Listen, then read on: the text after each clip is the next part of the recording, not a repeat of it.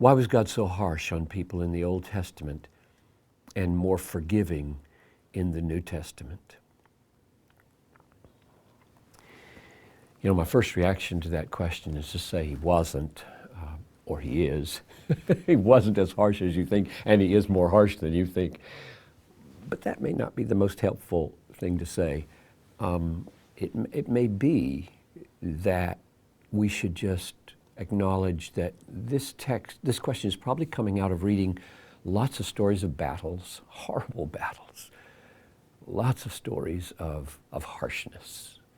There is a lot of death and killing and earth swallowing up families in the Old Testament, and you don't read much of that except in Revelation. So you read Jesus with an incredible open-heartedness towards tax collectors and sinners. So yes, okay, that's there. There's something to this question.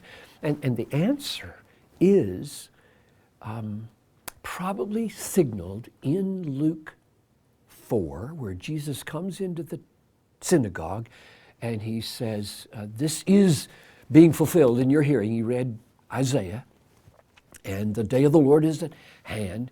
And what he reads and he stops at a certain point in Isaiah just before he gets to the day of judgment and wrath. So with Jesus has come into the world salvation. I did not come to judge the world, but to save the world. John 3:17. And so the window that we have of Jesus in the world is a day of salvation, a day of offering forgiveness, a day of dying for sinners, a day of holding out his hands and beckoning.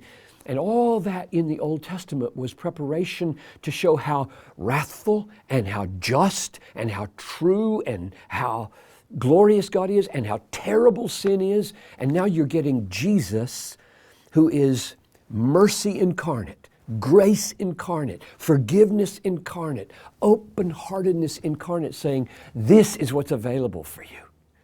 And so I think there's an intention that the Old Testament looked bleak, sin looked horrible, God looked just, and very, I don't want to say very little, much less mercy proportionate to what you see in the 3 years of the ministry of Jesus.